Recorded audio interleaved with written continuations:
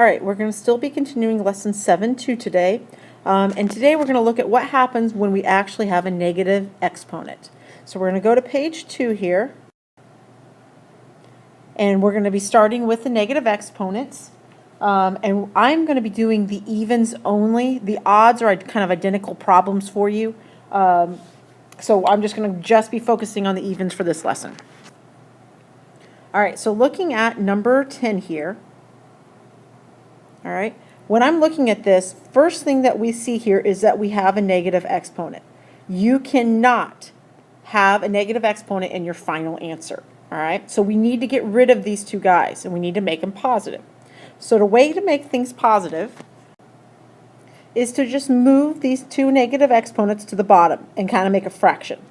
So here I'm going to go ahead and draw my fraction bar, and I'm going to drop the p to the negative 4 and the n to the negative 5 on the bottom of the fraction. And when I drop it, it's going to become positive.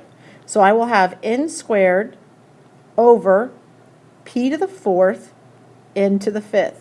And now I have all positive exponents. Now we're back to what we were doing the other day in class, and that is just reducing our exponents by subtraction. All right, so I'm going to go ahead and take 2 minus 5 and get 3. And since I have more n's on the bottom, I'm going to keep the n's on the bottom. So I have n cubed on the bottom, p to the 4th on the bottom as well. Now, when this happens and there's nothing left up here on top, we go ahead and put a 1, okay? Because technically there was a 1 in front here. And this will be my final answer. Once I get rid of all the negative exponents and everything is simplified, I'm done. All right, so let's scroll over here and look at number 12. Okay, now again, we've got a negative exponent. This time we're only looking at a 13, a base of 13. So again, we are still going to go ahead and drop this guy down to the bottom. So I'm going to have 13 squared on the bottom of my fraction. And now I'm going to have a 1 up on top. Now in this case, I know that I've been telling you you can go ahead and just leave it like this. If you wanted to go ahead and say 169, that would be fine as well. So either one of these answers would be acceptable. All right, and let's go to the next one now. Let's find number 14. Okay, and here you see that we have a negative exponent again, but now it's on the outside. Now it doesn't change what we're going to do. We're still going to drop the exponent in. It's just going to be a negative drop in this time. So just keep in mind that we still have a 1 here and here, and so we're going to drop that in, and it's going to be 4. And then keep in mind, negative 2 times 1 is negative 2 over 5 to the negative 2. Now, in this case, again, we talked just a little bit ago about how when we have a negative exponent, we drop it. So I will take this guy and drop it down here. So on the bottom right now, I've got a 4 squared. However, I still do have a negative exponent right here. And it works in both directions. So when I take it and I drop it, it becomes a positive. The same thing will happen. If I have a bottom number and I move it up to the top or raise it up there, it'll become a positive. All right, so I'm basically kind of flipping it in a way. So I've got 5 squared over 4 squared./Again, anytime you have a negative, just change what side of the fraction it's on, and that makes it a positive. So now if I simplify this, this would be 25/16. Okay. All right, let's take a look at let's erase that. Let's take a look at number 16 now. Okay, now on 16, I see a couple of negatives here, and the first thing I'm going to do is get rid of my negatives. All right, so I'm going to go ahead and I'm going to take this c to the negative 4, I'm going to drop it down, and I'm going to take c to the negative 8 and bring it up. That's the only negative exponents I have, so I'm going to rewrite 28 a to the 7th, c to the 8th that moved up, over 7, a to the 3rd, b to the 0, and now I've got c to the 4th because it dropped. Now we're just back to reducing fractions like we did the other day in class. So I've got 28 divided by 7 is 4 over 1, or 4 on top. Okay, and now I'm going to reduce my a's. So 7 minus 3 is 4. I have more a's on top, so it'll be a to the 4th. And when I look here at the b, remember the other day we talked about b to the 0 would just simply go to a 1, so it's kind of like it's not there. And then I'm looking at my c's, and again I'm subtracting 8 minus 4. and that's 4. So I end up with c to the 4th on top. So really, there's nothing left on the bottom except for a 1. We don't usually write it like that. So I'll just have 4, a to the 4th, c to the 4th. And that'll be my final answer. All right, and let's go ahead and let's find number 18 now. So we're going to go to the next page.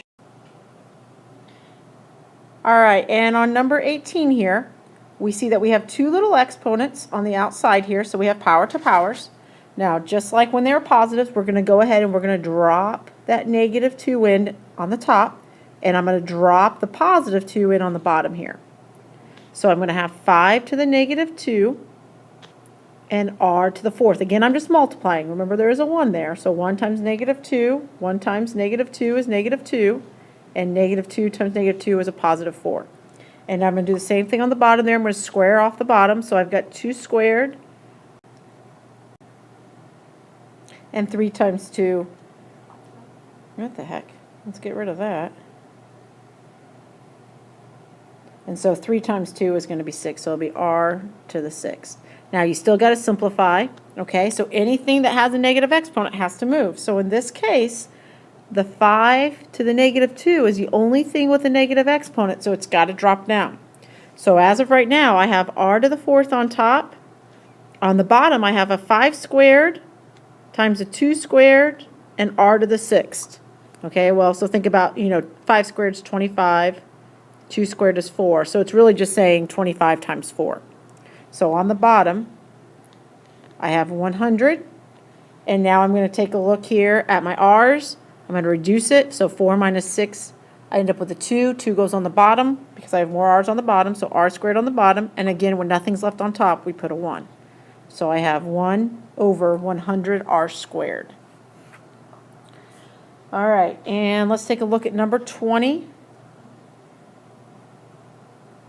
Okay. Again, when we have an exponent on the outside, we're simply going to drop that -1 into all parts, top and bottom. Okay, so I've got, remember there's a 1 right there, so I've got 5 to the -1, -1, -2 times -1 is b squared, and then I'm going to take 4 times -1 and get into the -4, and now I'm going to do the same thing to the bottom. So I'm going to take n squared, or the squared, and multiply it by the -1, and get into the -2, and then on the last part here, multiply these. So I get z to the 3rd. Okay, now I'm going to clean it up. I'm flip-flopping all my negatives around. Okay, so on the top here, the b squared stays right now. The 5 to the -1 is going to become 5 to the 1st, and it's going to move down. And the n to the -4 will also move down and become n to the +4. So far, all I've done is cleaned up my top. I moved this guy down and this guy down.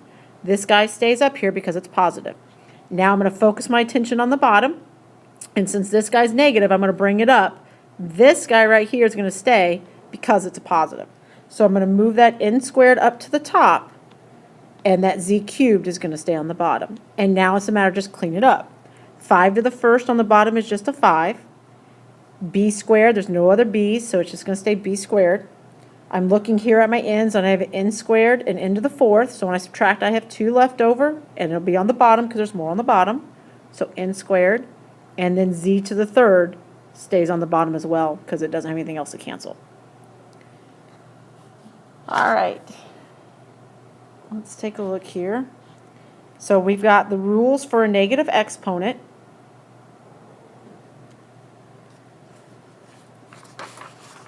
Okay, so anytime I have a negative exponent, I'm going to move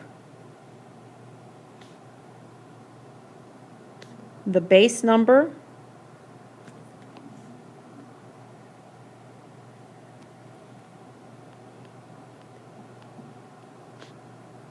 and the exponent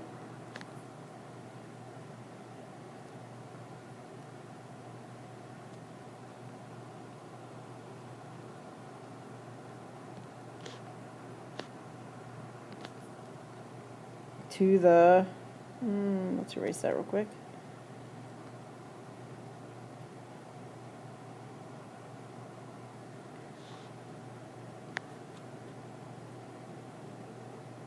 Other side of the fraction.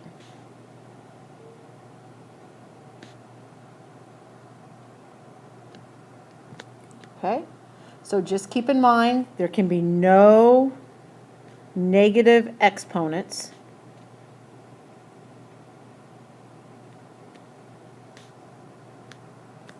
in a final solution.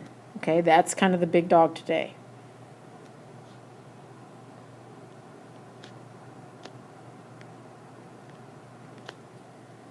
All right, so just kind of review with you. Move the base number and the exponent to the other side of the fraction. Now, just keep in mind when this happens, that exponent does change sign. So this guy right here, this exponent should become positive when that happens.